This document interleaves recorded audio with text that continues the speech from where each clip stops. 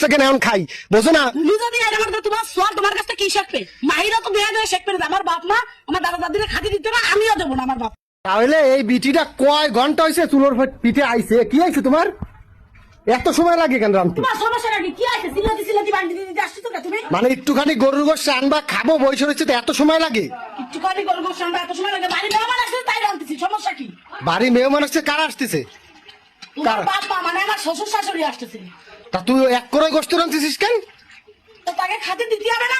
একটুখানি তরকারি দিলে এখন আরে একটু তরকারি দিছি কেন খাওয়া যায় না? হ্যাঁ তার আজকে করে রান্ধিস তোমার বাপ মানে পরন করে খাওয়াবো। তা অন্য তরকারির কথা তুই অন্য তরকারি রান্নবি, তুই গরুর গোশত আমি থুয়ে থুয়ে অল্প অল্প করে খাবো।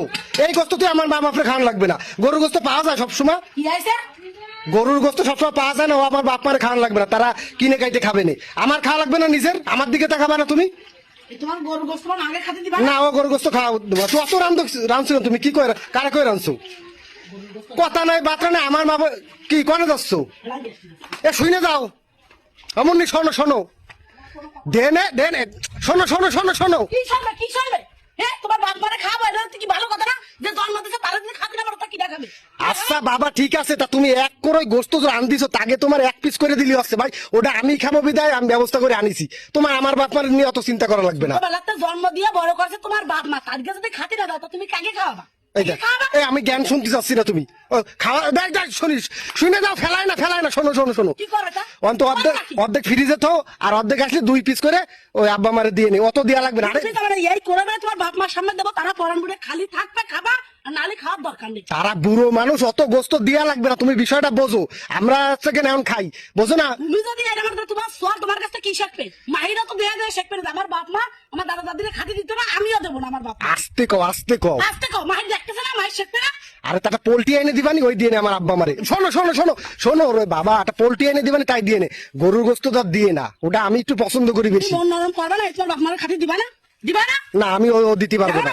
না মুনি শোনো শোনো শোনো শোনো, আরে কথায় কথায় খালি ফেলা দিতে যায়। তোমার বাপ মা সব খাবে, দেই থাকলে তুমি খাবা, না থাকলে তোমার খাওয়ার দরকার নেই। তুমি কি রাজি?